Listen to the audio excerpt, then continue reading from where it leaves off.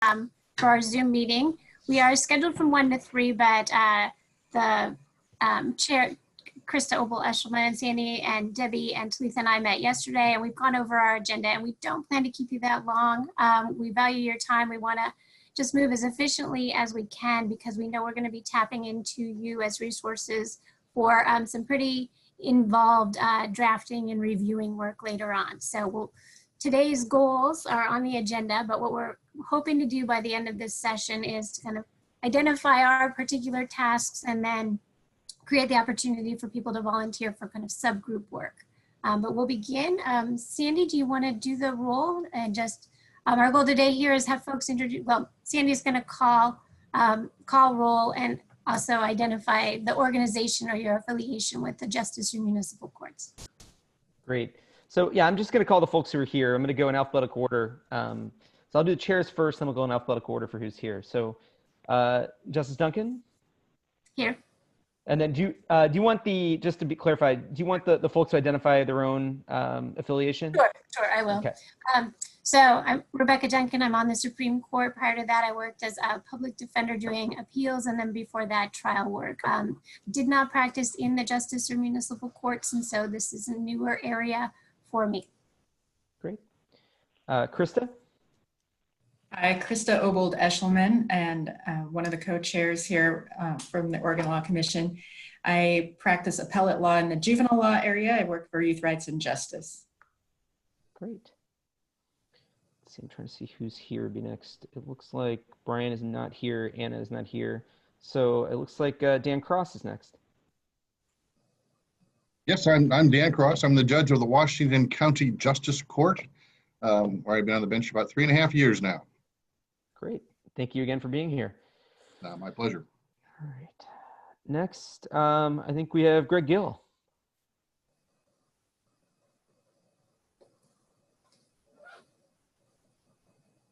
Greg, I think you're up. I think you're on mute. Yep. The mute on all these platforms is a different spot, so I'm clicking on it, talking away, divulging all my secrets, and then I was on mute. Greg Gill, Eugene Municipal Court, presiding judge. Thanks. Thank you. Next, I have John Henry Hinkson.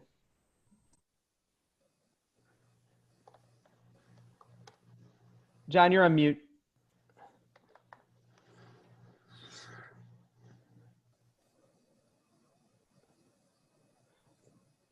John, can you hear me? You're actually on mute. Oh, there you go. John Henry Hinkson from Oregon City, private criminal defense lawyer appearing in circuit, justice, municipal courts. Thank you, John. Jordan. Jordan Hooper with the Lane County Public Defender's Office. Before that, I had a private practice where I practiced a lot of criminal defense in municipal and justice courts. Great. Next is Monty Ludington. Good afternoon. I'm the presiding municipal judge for Pendleton, Oregon, as well as a attorney in private practice in civil matters. Thank you again for being here. Kimberly. Yeah, this is Kimberly McCullough. I am the legislative director for the Office of Public Defense Services, and we, provide basically oversee and provide funding for all of the public defense contractors across the state, and I'm glad to be here. Thanks. Thank you. Jim Nass. Jim, you're on mute. Jim Nass, retired Court of Appeals appellate commissioner. And Jim, before we go out, thank you so much for your work on the memo. We'll talk about that a little bit later. Thank you. Next, Channa.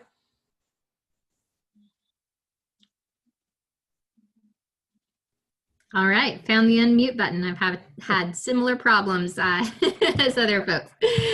Channa Newell, I work for the Judiciary Committees in the Oregon Legislature. Happy to keep tabs on this committee and its work. Great. Thank you, Channa. Always appreciate it. Next is Paul Smith. Hi, I'm Paul Smith with the Appellate Division at the Oregon Department of Justice. Thank you so much. Heidi. Heidi Van Kirk. I am a public defender in municipal and justice courts in Umatilla and Morrow counties. Thank you.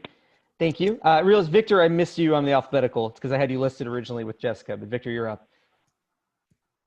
Great, no worries, Sandy. Victor Ruther, staff attorney with the Office of Legislative Counsel. Thank you very much. And then finally on the members of the committee, Natasha. Hi, Natasha Zimmerman, Deputy City Attorney with the City of Salem. I was a prosecutor with the Salem Municipal Court for a number of years, and now I oversee our 2 prosecutors. We're not a court of record. Thank you. I incidentally overlooked Amy, but not intentionally. Hi, Amy Zubko, Oregon State Bar Affairs Department.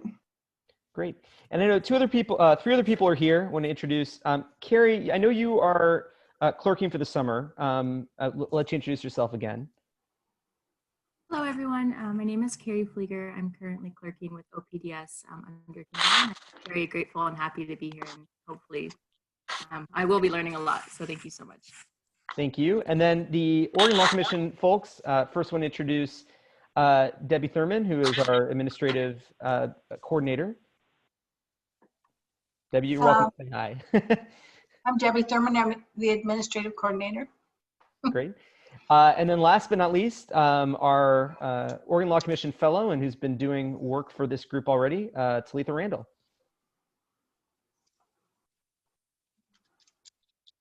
Okay. Thank you all for being here, and I have everyone recorded. Great, thanks, Sandy. The next item on our agenda is an update on work group members. Last time we met, we identified different groups of folks, kind of categories of people we wanted to reach out to, and also some of you followed up with additional suggestions, and Sandy and Debbie have been working on reaching out to those folks and kind of figuring out who will be part of our group, both at a voting member level and as an interested party level. And that work is underway. Sandy, do you want to just report in on that? Yeah, thank you all for providing names. I keep doing that. And I think it's going to be more clear what types of roles we're looking for when we talk about how we're going to distribute the work later in this meeting. I think that, and that will be discussed. I think it'll be more clear, but keep providing names. We have kind of the leadership of the group, along with myself and Talitha and Debbie with the OLC, along with the OLC chair, Pete Wrinkles-Pearson, who was with us last time. We'll review those names and roles specifically as needed per the subgroups. And then when we form the subgroups, when we're talking about topics that are specific to the areas of appeal, whether it be municipal or justice, whether it be civil or criminal, it's very likely that we're going to need additional folks to at least join us for 1 or 2 meetings to help us understand specific areas. And that's in the terminology of the Oregon Law Commission. Those are called interested parties. And we're going to welcome and need folks to represent those groups moving forward. So no specific names to add to the group right now, but keep providing as we continue to learn who they are. Just let me know. Thank you. Any questions or comments from anybody about group membership? Okay. So our next item is the discussion, just kind of to review the scope of our particular charge from the Oregon Law Commission. And then Krista and Jim may want to pipe in on this too, but we have both a large and narrow task. Our task is narrow in that we are just specifically charged with looking at appeals from justice and municipal courts. And so it's quite procedural. And as you've seen from the materials that were circulated for this meeting, it's quite involved and big that way, in that we are going to have to dig into a lot of different statutes and figure out how they interact currently and whether we want to propose any changes. So it's broad in that sense. I mean, that involves a lot. It's also narrow in that it's just the appeal process. So how things are going to go from our justice and municipal courts to the next level of review, and then possibly to another level of review after that. And so that's our focus. When we spoke last time, there's a lot of issues around justice and municipal courts that people were raising in questions. And I think those are things that the commission could look at beyond this group, but for our purposes right now, I think we'll be quite busy just trying to untangle the appellate process for these types of cases coming out of the justice and municipal courts. And so that's what our charge is. Jim Nass, and as you know from our last meeting, those of you who were with us for the last meeting know that this project is an outgrowth of a prior Oregon Law Commission project that Jim Nass and Paul Smith and perhaps others were involved with. And Jim, is there anything that you want to say about how this kind of spin-off came out of the last project and how it might relate? Because I know there was revisions of the criminal appeals projects, and it might be that in our work might reference some of the procedures that were created for just regular criminal appeals coming out of circuit courts. Thank you, Chief Justice. The original link arose from ORS 138.057, which was directly within the scope of the former work group's scope of duties. 138.057 deals with appeals from municipal and justice courts of record. And it looked like there needed to be some changes made to that statute. But the more we looked at it, the more we realized that those appeals implicated appeals from courts not of record, and the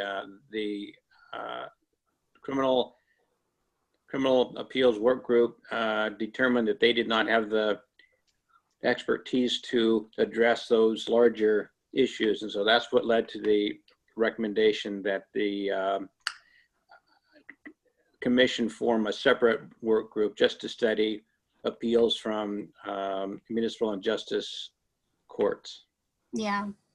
So, and that one statutory provision that you just mentioned, Jim, that has led us to kind of our initial work that Talitha and you have done. Hopefully everybody got with their attached materials Talitha's flow chart, and maybe Sandy, you can pull that up. Yeah. So this is just kind of a glance, gives us a quick glance at how complicated things can become quickly with these. And so Talitha, as Sandy mentioned, Talitha's with us as our law student fellow, and she has started to go through the statutes governing appeals from justice and municipal courts. And here is kind of a first take at the flow chart of the law as it currently exists. And I think the takeaway from this chart is if you start at the gray box and then go down, you will see that depending on how you answer all of these questions, you might be in starting from left and going right across the screen. You could be in ORS chapter 53, 157. You could be in chapter 221, chapter 19, chapter 138. So, and 153. So we have a scattered range of statutes that we're going to be dealing with. And so our first step is going to be reviewing those, seeing how they're interconnected, and then talking about how we might simplify them. So that's Talitha's work. I think that's just a great overview, and thank you, Talitha, for putting that together. And then of course, we also have Jim's overview, and Sandy, we won't review it together. It's going to be a tremendous asset. Thank you, Jim, for doing this. And so Jim's gone through those chapters and sorted things out by court type, and then within each court type, criminal, civil, and violations, and kind of tracked through all of the statutes and saying this is the process for these types of cases as someone would appeal, and then gone the further step of identifying potential issues that the group will consider. And some of them are just phrasing issues, others are policy issues, but that gives you a preview of the types of questions that are going to arise for our groups. And so that's our task, is to sort through all of this and make proposals and then present them to the Law Commission. And we will be working with our Legislative Council representatives for drafting purposes. But that gives you a sense of the level of detail that we're going to have to get down into. And so along with Sandy and Debbie and Talitha, and then Krista as the co-chair, we were thinking that our next step should be to, because we're going to be getting in that level of detail, break ourselves into a smaller subgroups to take on particular statute reviews and proposals. And so this is items 6 and 7 on our agenda today. And I'll talk a little bit about what we were thinking. We're not going to have anybody raise their hand and commit to a subgroup or take on a particular assignment right now, but what we want to tell you what we're thinking about, and then the next step will be for people to think about how they can be involved given everything else that's on their plates, in what capacity they want to serve. We are all really glad that all of you are here. We want to use you as resources, and we want to make this project fit your availability. And so what we're thinking at this point is that we'll be requesting today for people who are interested to get in contact with Sandy and volunteer for one of 2 subgroups, although we might have some people serving on both subgroups so that there's communication between them. And the subgroups, at this point, we're thinking we want people to look at the process for criminal appeals, and then a group will look at the process for civil appeals. And the civil appeal group will also take on the issue of how do you handle an appeal when the issue concerns the constitutionality of an ordinance. And that's the section of Jim's, the challenging the constitutionality of the charter or the ordinance. And so that will fall into, just for our organizational purposes, the civil sub-work group.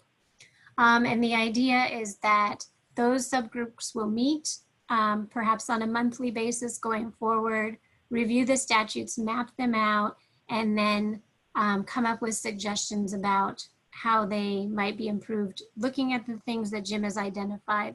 But also, I think that it would benefit this group if we kind of step back and we say, well, is there a clean slate way to approach this? What would be the easiest way for appeals to work from these types of courts? How much of the process can be the same from municipal and justice courts? How much has to be different? How much can be the same from violations to criminal cases to civil cases? Because as Jim's memo points out, we have, if you're trying to appeal this, you might be started one statute, be sent to another statute, and only then find out that you need to go to a third statute. So these are a little difficult even for lawyers to follow through to find the requirements for an appeal, and we want to make them as user-friendly, especially in light of the fact that many of the people who are going to be bringing the appeals are going to be acting pro se, and we want to give folks the tools that they need to be able to not kind of make a procedural misstep and jeopardize their appeals. And also, I think that will make things easier on the courts, the court administrators and attorneys, if it's all just a little bit more clear than it is now. So that's what we're thinking on with respect to subgroups. Krista, is there anything you want to say? No, I think it's covered it. Thanks. So any questions about that route going forward, or any thoughts? Jim?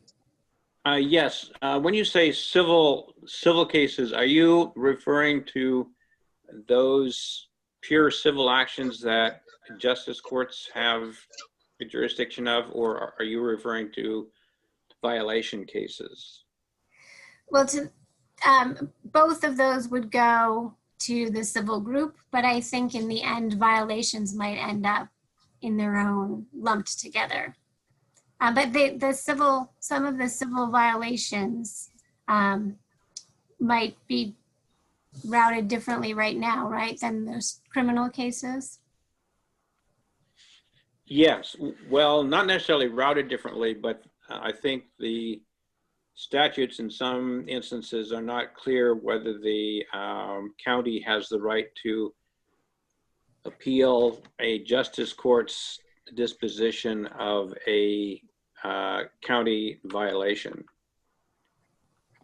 Yes, so we would put the civil cases, yeah, and that would include civil violations. Okay.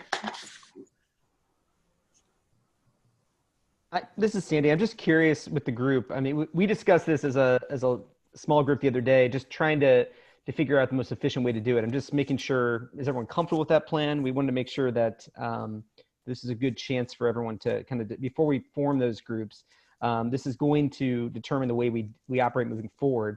I'll tell you from my role administering the Law Commission, where I've seen real success is when we're able to be as specific as possible in our in what we're supposed to be doing. And I think what a group with the once I saw the work that Talitha had done and Jim had done both, to see the complexity, the amount of statutes in front of us, this was going to be an impossible project for a group of 20 people to actually coalesce bouncing in statute and statute. And I think something that was really key is the idea that one benefit of the Law Commission is, especially working very closely with Legislative Counsel, and I appreciate Victor's here, is the idea that we're not constrained by the language that exists. We really can take concepts and work with our partner in Legislative Counsel and write new language and write new policy that can work for these areas. So we thought that these were two routes to go, and eventually we'd coalesce as a group to go through it. But that's part of the decision making we made to form, to move this direction, is that it would give a specific kind of direction task to either, rather than bouncing here and there. So that's kind of what we're thinking.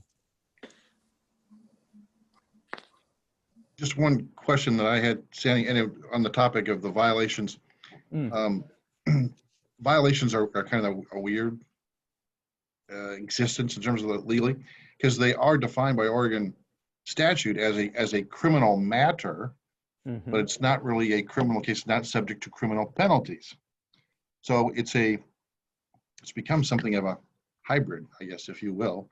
So I'm not quite sure where it belongs in this context, or does it belong on the civil side or does it belong on the criminal side? There are certainly several issues with appeals from that, not the least of which is the cost involved for most of these defendants, pro se defendants, many of whom can't afford what the circuit court charges for the process. But anyway, I'll throw that out there. I don't have an exact answer for you, but it is currently defined as a criminal matter. Justice Duncan? Yeah, John? I would like to advocate for not including violations in either the criminal column or the civil column. I think there should be a separate column for violations. I second what Judge Cross just said, and I would like to point out that with regard to violations, ORS 153.0301 says the procedures provided for in this chapter apply to violations described in 153.008, except as specifically provided in this chapter, the criminal procedure laws of this state applicable to crimes also apply to violations. So if you took a pure civil lawyer, they would be flummoxed by that command. And by the same token, a lot of criminal lawyers don't know much about violation procedure if they just handle felonies or misdemeanors. So with all due respect, I believe that there should be a sui generis. I have to use a little Latin since I'm from Texas. So I would advocate that we have a separate column for violations that's not in civil or criminal. Okay. And for our purposes, it's just kind of where do we want the task of reviewing the current violation process to go, like with what group? And I'm not saying that we'll have only civil practitioners in a civil group or only criminal practitioners in the criminal group. It's just, we thought we wanted to divide up the work somehow and have kind of some basic categories. We had thought, well, should somebody look at how the justice process, only the justice process works, only the municipal process works? And we thought, well, We could do it that way, or we could do it kind of civil, criminal, other. But we were just kind of, for simplicity's sake, trying to divide a little bit of the reviewing.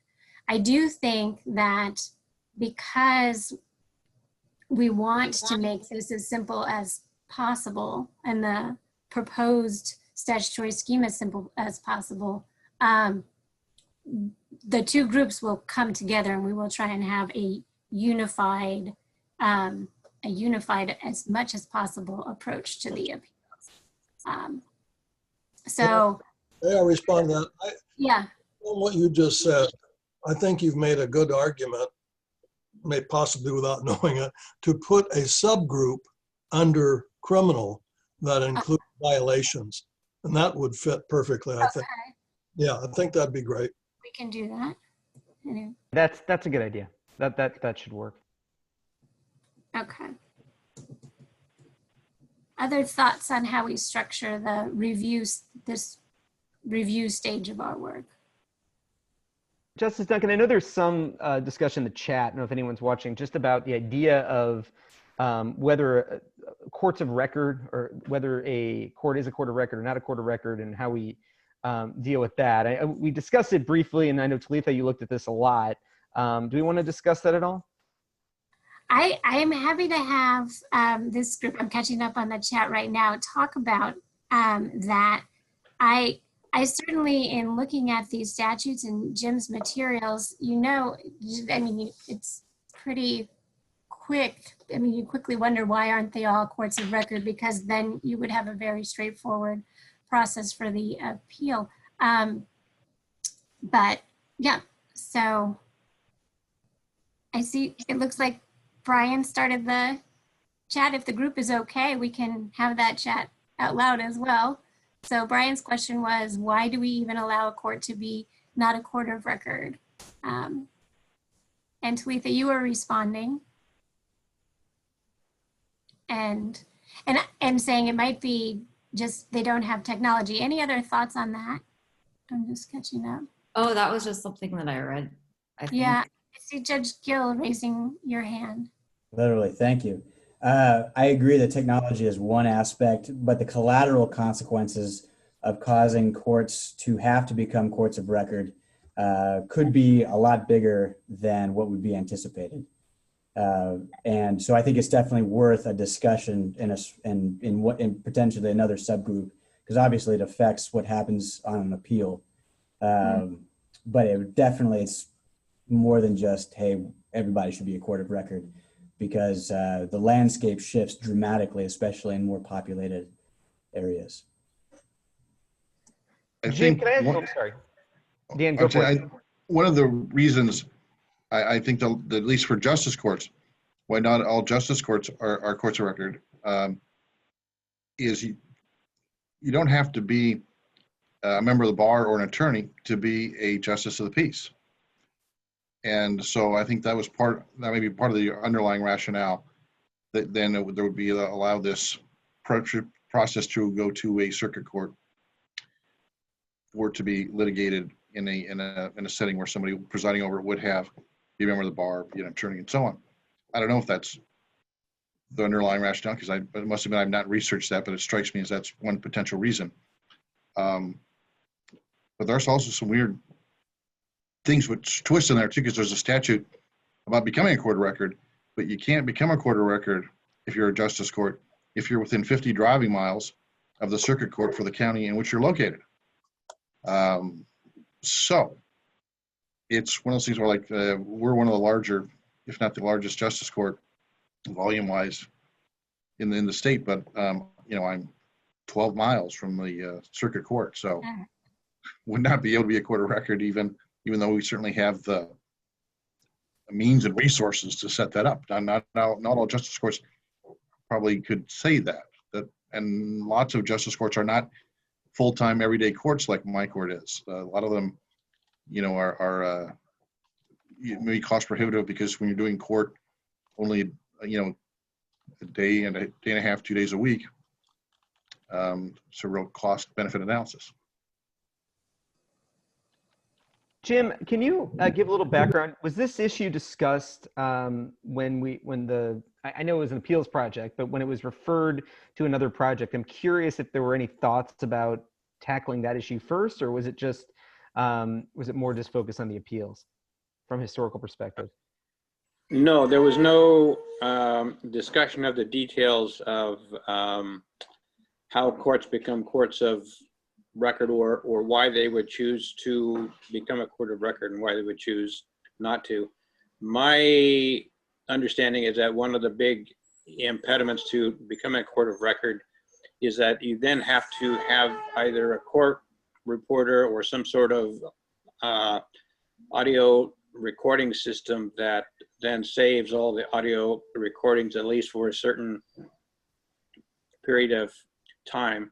And then there's also the question of if an appeal from justice court goes to circuit court.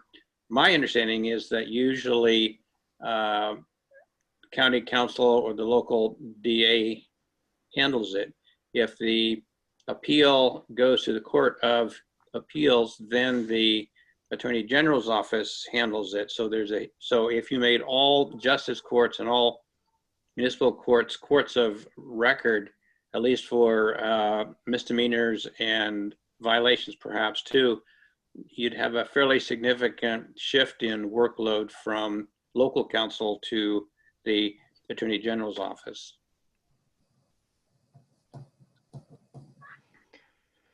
Thanks, Jim.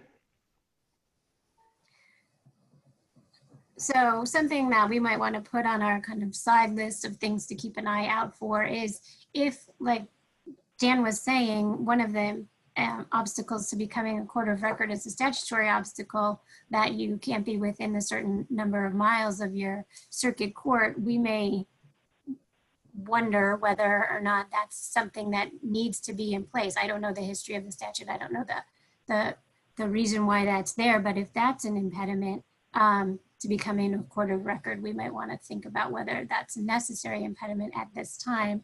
And also,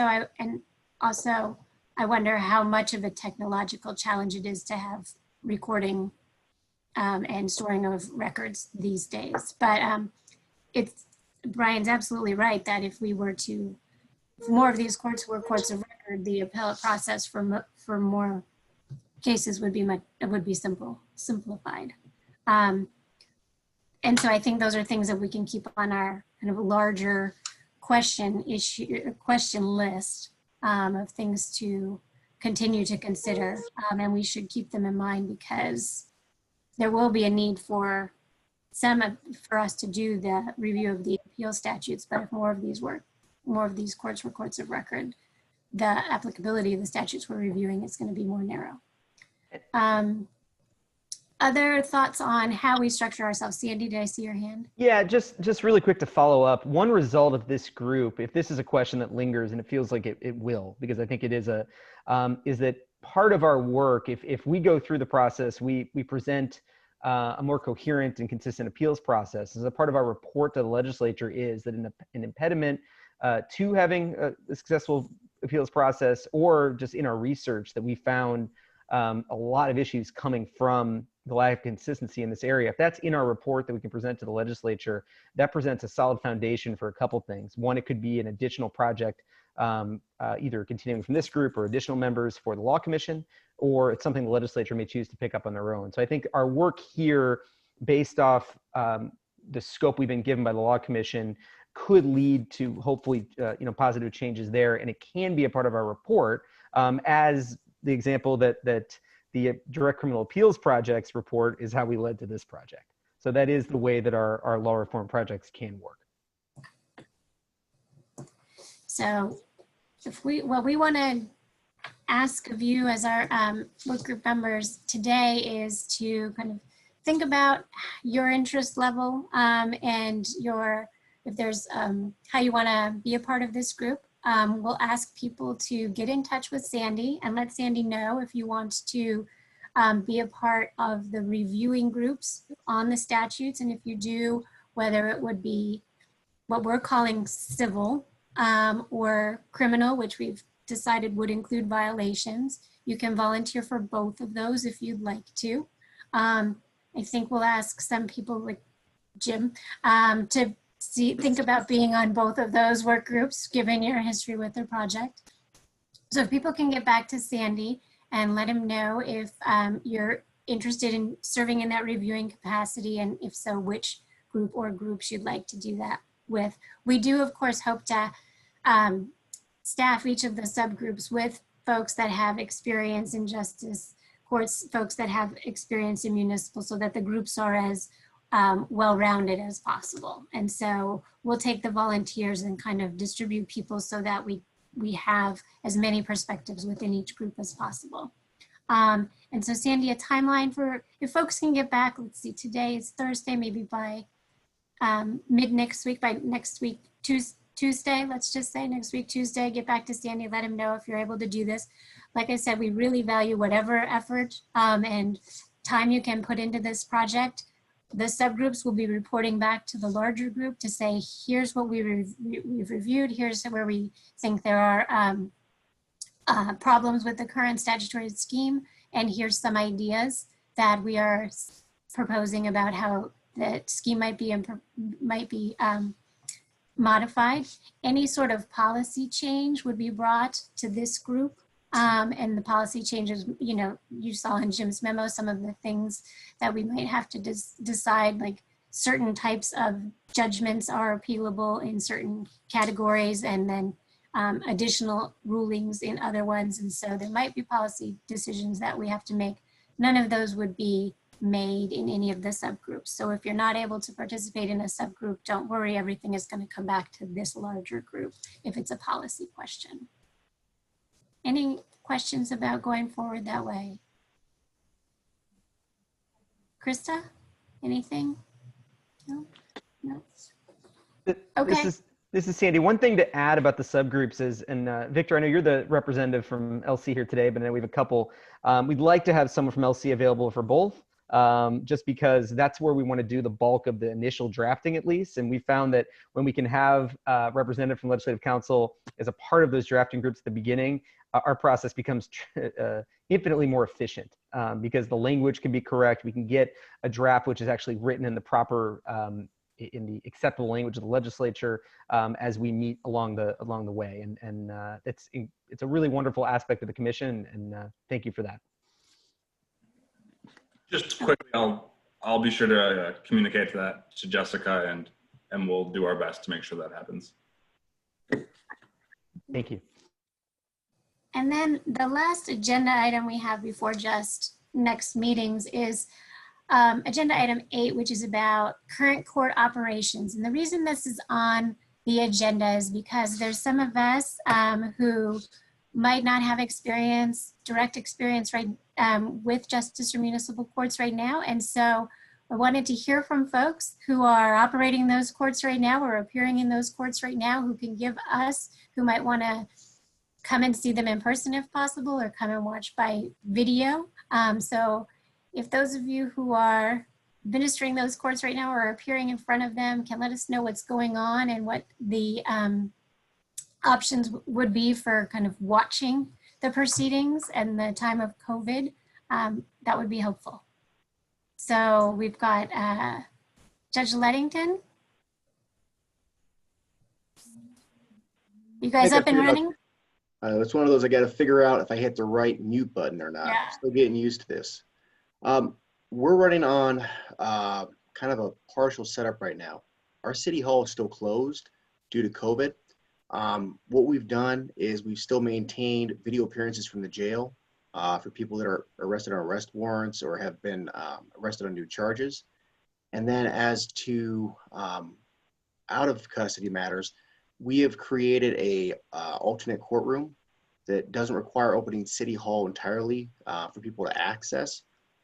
And we've been using that the last few weeks for appearances where people are out of custody that do want to appear and don't request a continuance.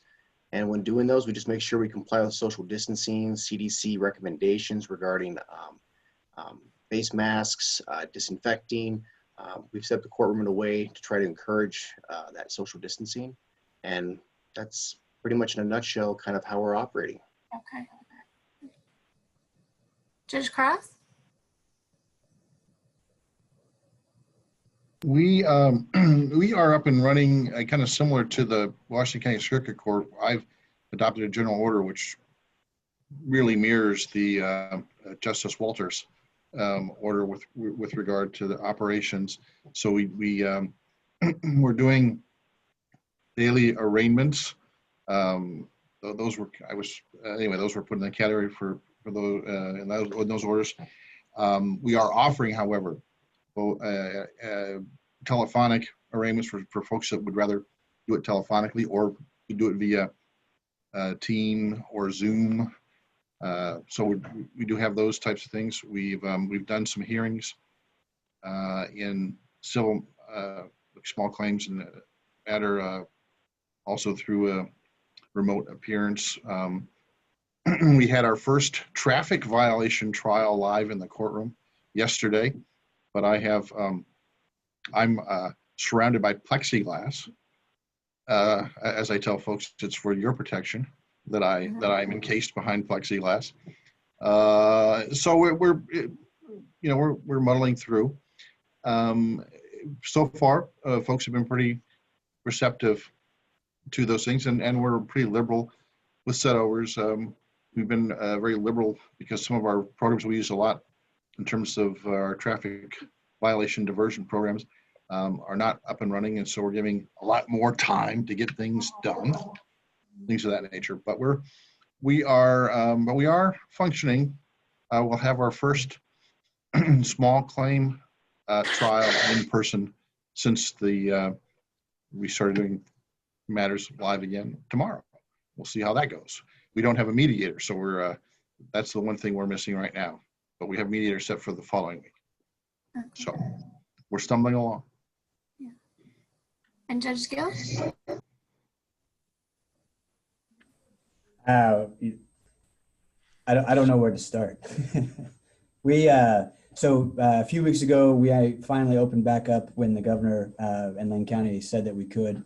And the entire time of trying to open up as many avenues to allow access to justice before and since then. So telephonic, virtual appearances allowed. We're having appearances in courtrooms within the restriction of how many people we can have in the courtroom. I've been planning about what happens when and if we go back to phase 1 and how our court's going to look like after that. And then trying to figure out how we're going to be able to fairly deal with the huge backlog of that we have in defendants that need to appear, and what happens with all the tangential issues that are attached to those. So we have a lot of misdemeanors that are filed in our court on a yearly basis, and so we're trying to make sure that those things are handled as fairly and as efficiently as possible.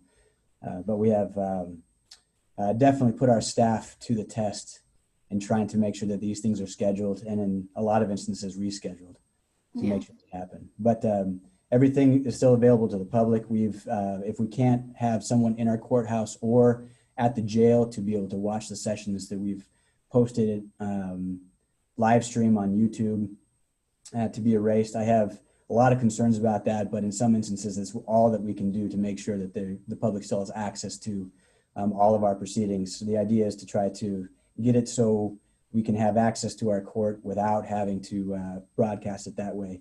Hopefully that's coming pretty soon. We have yet to have a jury trial under these circumstances, although we do have one set coming up in August. And then other suppression hearings and other kinds of hearings that require a lot of witnesses, interpreters, other things that add bodies to our court becomes a daily challenge. But so far we've been able to accommodate everybody and every issue that we need to accommodate and move forward. And that's in collaboration with our city prosecutor's office, with our indigent defense folks, private attorneys around here, and then court staff and court administration. So everybody seems to be moving in the same direction and trying to get these things taken care of the right way. And so far, so good. Wow. Really challenging times, but lots of creative and individual problem solving going on across the state. It's good work. So, and it sounds like if people did want to view any of these proceedings, you could just check your dockets and then appear in person, or however that proceeding is being made open to the public. So that's all available for any of us who want to see the process at the trial level. And I'm happy to distribute. If there are links or schedules that I could help distribute, you could send those over, and I'm happy to get those out to the group if folks are just interested in seeing how that's working. Justice Duncan, just to weigh in, I know one thing that we're trying to keep cognizant of is in our alternate courtroom, we have a limited amount of space. And so like people coming in to watch, we're really limited on that. I think our room's capacity is rated at 24 people. But when I'm taking into consideration the social distancing, might be even less.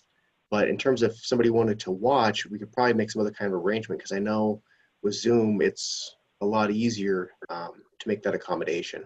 Yeah. Yeah. Okay. Okay. So that gets us to our final item, which is just next steps, which if folks get in touch with Sandy about their interest in doing the reviewing work by next week, that would be great. And future meetings we'll schedule from there. I think the large group will, because many of us will be involved at the reviewing subgroups. Those are the groups that are going to meet for the next couple months. And so it may be a couple months before the larger group comes together to share its work. And we'll be sharing the work obviously in writing as we're trying to explain in a easy to digest way as possible how these statutes are working, how we are reviewing them. So we will, I would think the subgroups will be meeting within a month, and then after a couple months after that, we'll have this larger group come together. We don't have a fixed date for any of those scheduling, any of those meetings. It'll depend on people's availability. Sandy's good at sending out the surveys. And so once we get the groups formed, we'll send out the surveys, find out when you're available, and then we'll start meeting at those with the subgroups. And again, yeah, Sandy? Yeah, just on the long-term timeline, I think it's something we briefly discussed, and it's good to kind of think about that. This is a project for our Law Commission calendar, we're really looking at for a 2023 session. The 21 session, there's no way. We have not had a great deal of success with the commission for short session. Our matters tend to be pretty complex policy, and they really do fit the longer sessions better. So the reality of our legislature, we're looking at 23, which means that we really want to be finished with our work, working with Legislative Council especially, somewhere in the September 2022 range. So I know that might feel a long way off, but with the amount of statutes that we need to work with, and those of you on this group who have been part of Oregon Law Commission groups in the past, these are in-depth discussions. We really do invite that kind of expert, detailed conversation that leads to statutes that will last, that will be better, that will actually improve the work for everyone who's here who works in this field every day. So know that we do have that timeline extended. So I don't want anyone to feel that we're rushed. We really just want to get this right. And we have a bill that's going to be well vetted and it's going to be ready to go. And when it does reach the legislature, it has a very high opportunity to pass. I think the legislature will be quite busy in the next 2 sessions before we present anything for 2023. So that's all that I had. Krista, anything before we close? No. Okay. Well, great. That's everything that I had. Thank you all for your time. Sandy, anything before we close out? No, just thank you all for your service, and we'll definitely, I appreciate it. I'm already starting to get some emails with people who, with their choices. We'll get back to you as soon as we can as we form those groups, and look forward to, I'll be at all the meetings, so I look forward to seeing you pretty soon. Thank you for your work with the Law Commission. If you have any questions, feel free to let me know. All right. Thanks, everyone. Great, thank you. Thank you.